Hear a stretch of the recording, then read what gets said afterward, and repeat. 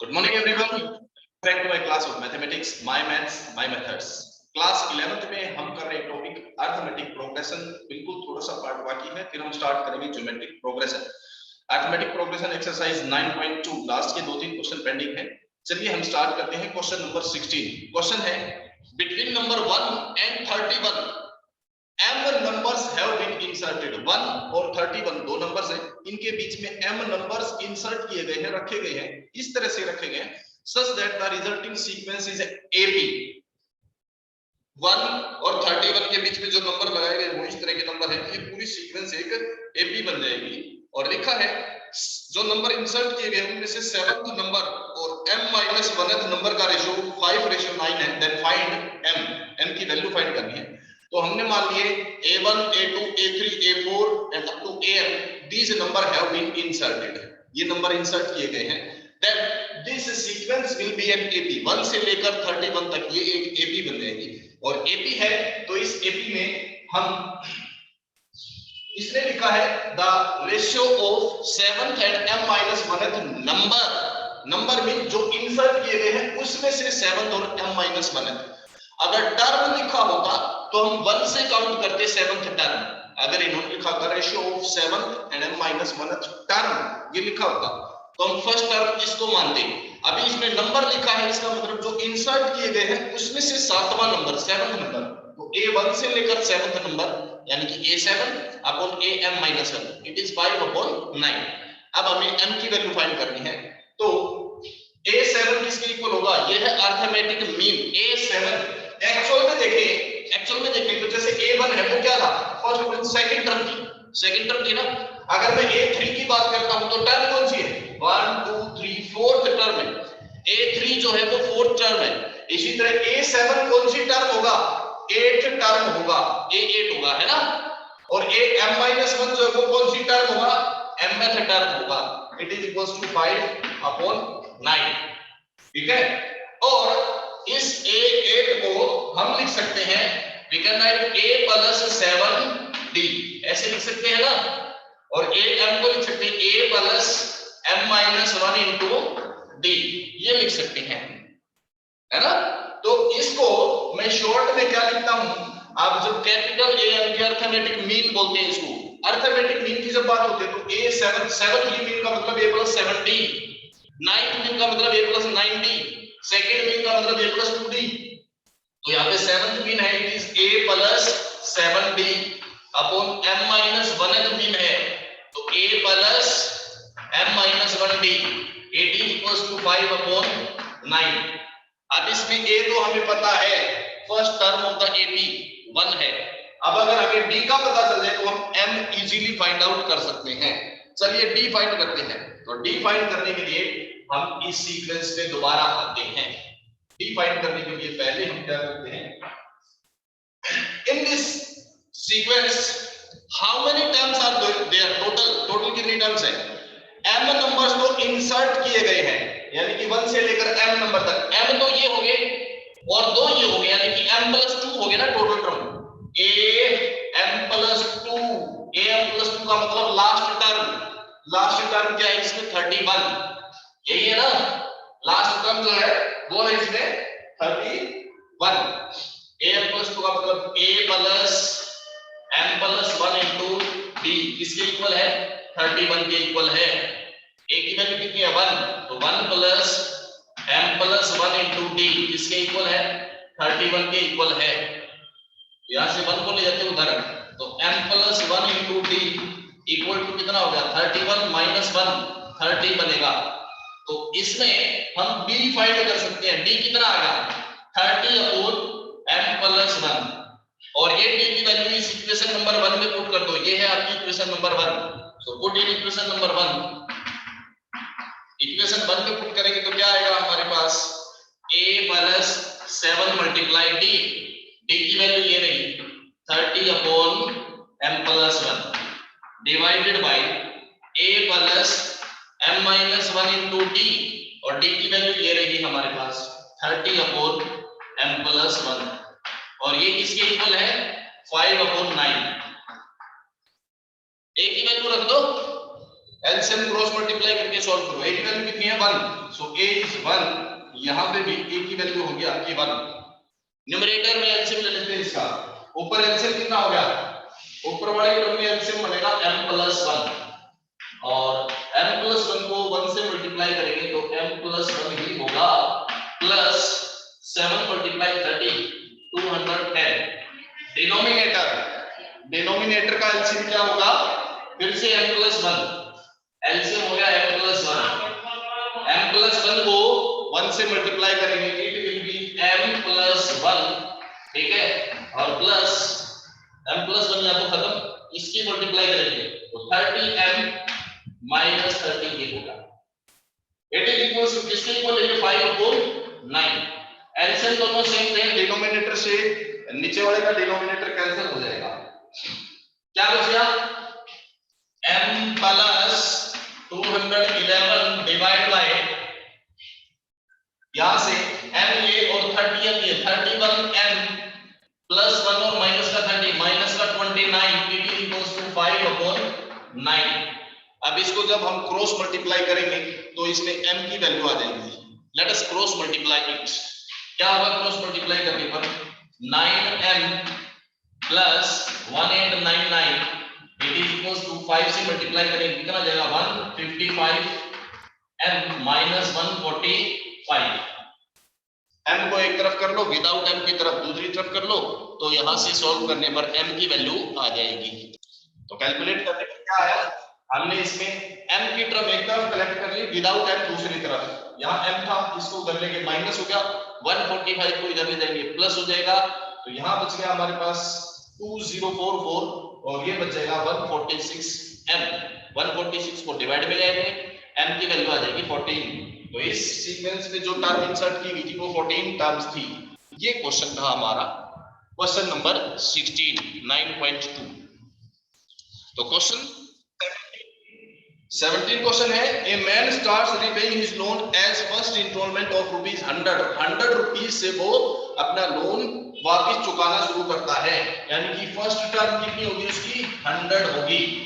And if he increases the instalment by ₹5 every month, हर महीने उसकी इंस्टॉलमेंट बढ़ती जाती है। मान लो पहली इंस्टॉलमेंट 100 थी और दूसरी 105, तीसरी और 5 बढ़ाएगा तो 110, फिर 115, इस तरह से बढ़ती जाती है उसकी इंस्टॉलमेंट।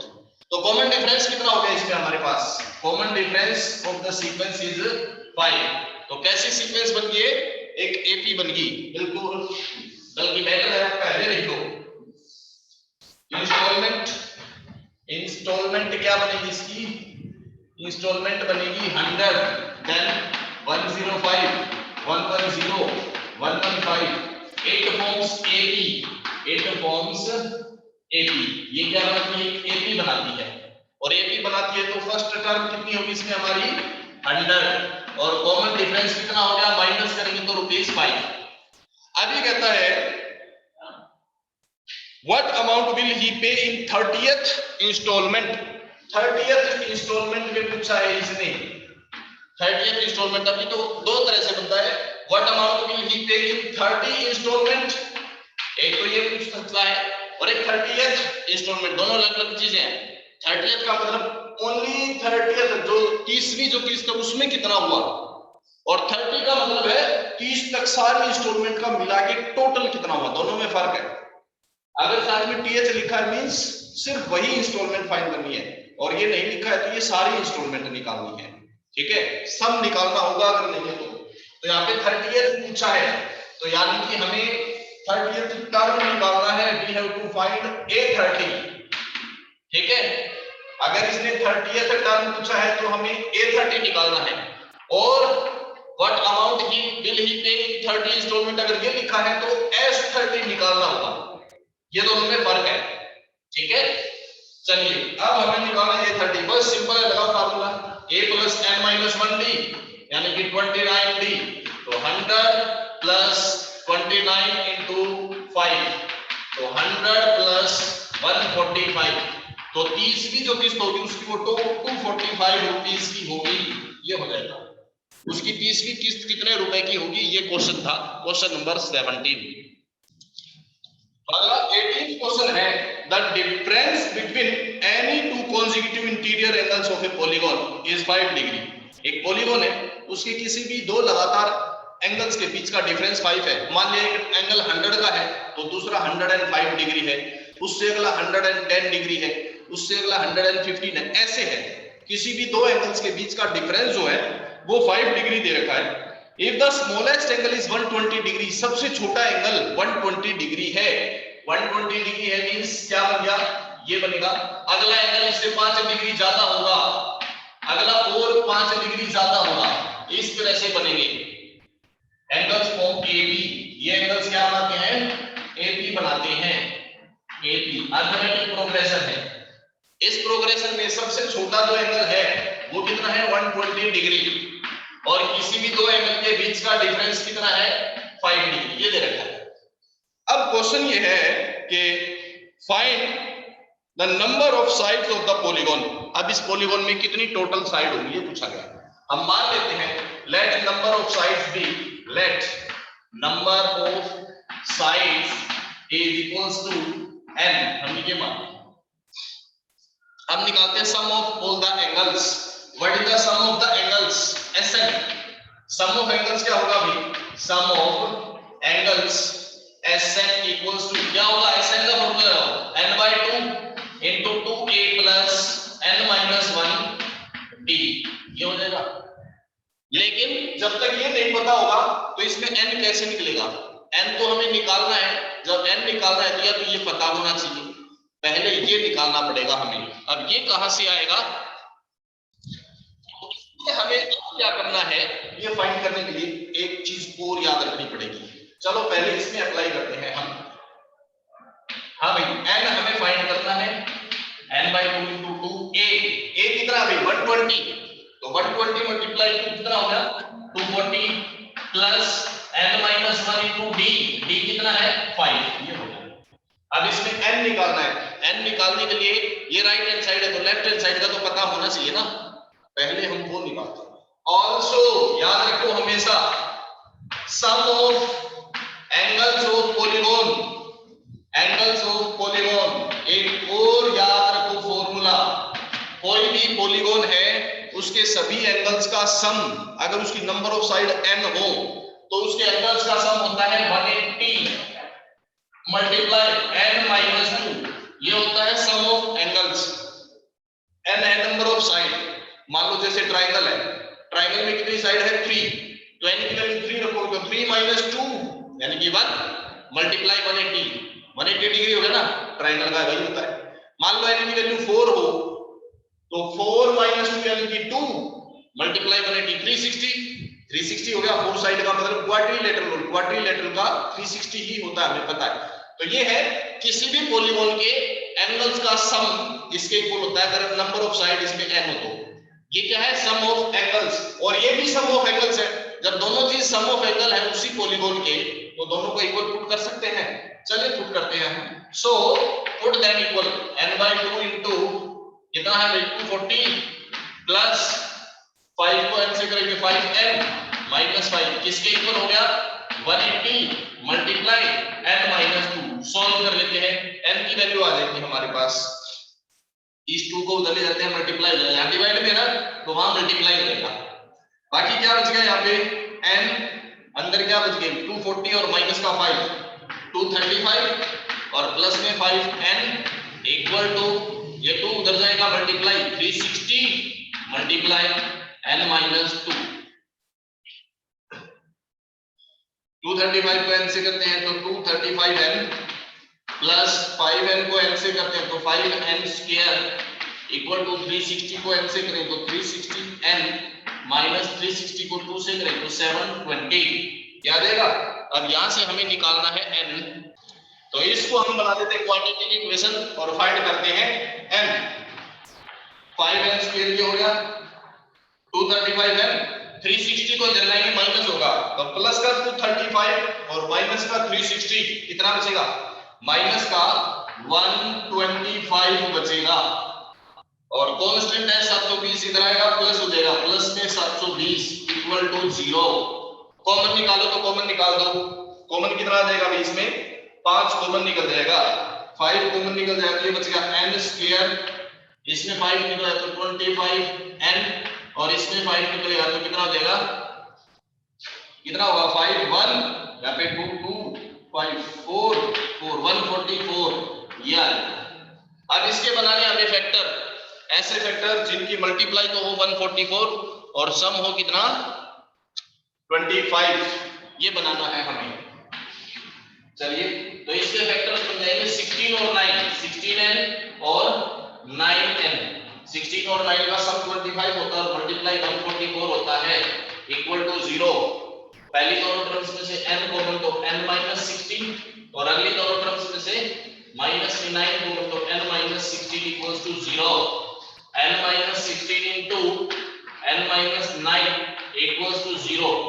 सॉल्व करेंगे तो n की वैल्यू क्या आ जाएगी, एक वैल्यू आएगी 16 और एक वैल्यू आ जाएगी 9। ये हमारे पास इसका आंसर बन जाएगा। अब अगला जो टॉपिक है वो है हमारा geometric progression, GP. Arithmetic progression में क्या होता था, किसी एक नंबर में सेम नंबर जब हम बार बार प्लस करते जाते हैं तो एपी बनती है। जैसे मान लो अपने पास 3 है, उसमें हम 2 प्लस करते जाएंगे, 3 में 2 प्लस किया 5, फिर 2 प्लस किया 7, फिर 2 प्लस किया 9, फिर 2 प्लस किया 11। इस तरह से जो सीरीज बनती है वो तो क्या होती है एपी, सेम नंबर ऐड करते जाते हैं, अरिथमेटिक प्रोग्रेशन होती है। ठीक है, उसके बारे में हमने पढ़ लिया, nth टर्म क्या होती है, सम ऑफ एपी क्या होती है और अरिथमेटिक मीन क्या होते हैं वो हमने पढ़ लिया। अब हम पढ़ते हैं geometric progression, GP series. Geometric progression GP में क्या होता है, एक नंबर जो है उसको सेम नंबर से मल्टीप्लाई करते हैं, एपी में सेम नंबर ऐड होता जाता है। ठीक है, किसी भी दो नंबर का डिफरेंस सेम होता है, इसमें सेम नंबर से मल्टीप्लाई करते हैं, यानी कि किसी भी दो नंबर का रेशियो सेम आएगा।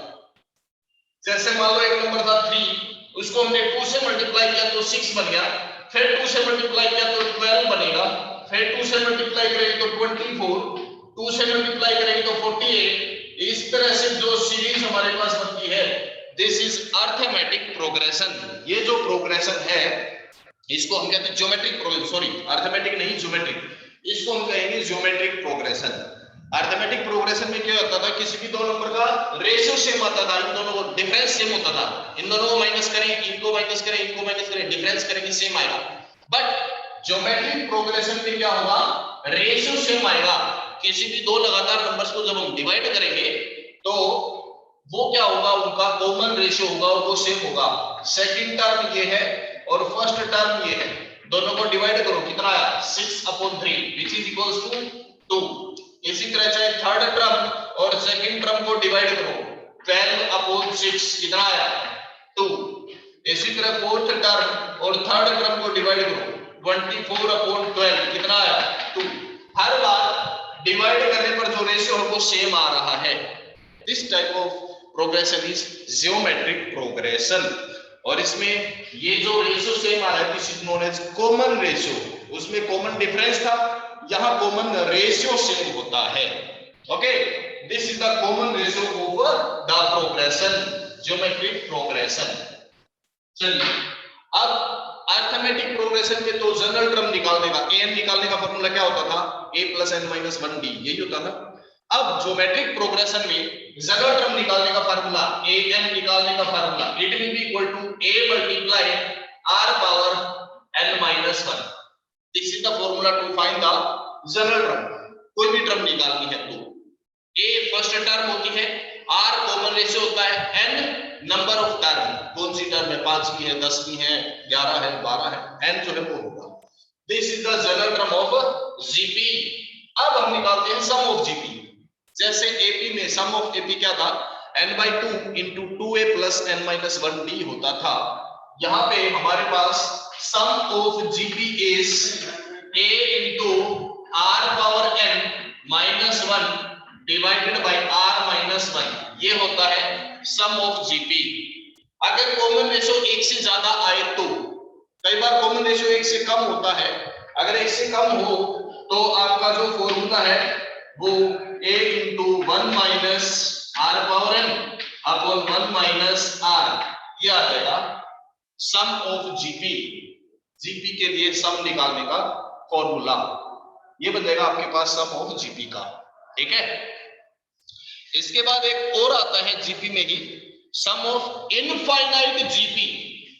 जैसे नंबर ऑफ टर्म पता हो कहां तक है तो ठीक है, लेकिन जीपी चलती ही जाए, खत्म ही ना हो। जैसे ये लिखी है भाई, ये जीपी है, जब ये चलती ही जाए इनफाइनाइट तक हो तो इसका सम क्या होगा? इसके सम दो आंसर हो सकते हैं। क्या? अगर आपका कॉमन रेशो एक से ज्यादा है, जैसा कि इस केस में कॉमन रेशो निकालेंगे तो क्या होगा, A2 डिवाइड बाई A1, कितना आया 2। अगर जीपी का कॉमन रेशो एक से ज्यादा है तो उसका सम ऑफ जीपी, अगर नंबर ऑफ टर्म इनफाइनाइट है, S infinite number of term का सम पूछा जाए, इनफाइनाइट नंबर ऑफ टर्म का सम पूछा जाए और कॉमन रेशो एक से ज्यादा हो तो आंसर हमेशा इनफाइनाइट हो जाएगा, बिना सोचे समझे। क्योंकि इनफाइनाइट में जाती जा रही है तो इसका आंसर बढ़ती जा रही है, सारी टर्म बढ़ती जा रही है तो सम भी बढ़ता जाएगा, और इनफाइनाइट तक जा रही है तो इनफाइनाइट ही जाएगा। लेकिन अगर आपका कॉमन रेशो, ये तो कम था, अगर एक से ज्यादा हो तो, लेकिन अगर कॉमन रेशो एक से कम हो तो आपका सम ऑफ इनफाइनाइट सीरीज को एस इनफाइनाइट या सिंपली सिर्फ ऐसे लिख देते हैं, वो होता है A/1 माइनस R। ये बन जाएगा, ये बन जाएगा आपका सम ऑफ इनफाइनाइट सीरीज अगर कॉमन रेशियो एक से कम हो तो। ये क्यों हुआ? यहां से आपके पास r पावर n जो है, r की वैल्यू एक से कम है, यहां r की वैल्यू क्या थी, एक से ज्यादा थी, और यहां r की वैल्यू एक से कम है। जब r की वैल्यू एक से कम होती है, ये छोटी वैल्यू है, और उसकी पावर n, पावर बढ़ेगी, एक से कम अगर कोई वैल्यू और उसकी पावर बढ़ती है तो उसका आंसर और भी कम होता चला जाता है। तो इसका आंसर कम होते होते होते होते लगभग जीरो के इक्वल बन जाएगा। इनफाइनाइट तक पहुंचेंगे तब तक ये जीरो के इक्वल बन जाएगा। तो a into 1 minus 0 upon 1 minus r, यानी कि a upon 1 minus r बन जाएगा। कब? इनफाइनाइट नंबर ऑफ टर्म्स का सम निकालना। ठीक है, आज के लिए हम इतना ही पढ़ते हैं। जीपी का बेसिक्स ये सारा हमारे पास था। कल हम नेक्स्ट क्लास में इसकी एक्सरसाइज करेंगे, एक्सरसाइज 9.3। आज के लिए इतना ही। Thank you very much and have a nice day. Bye bye.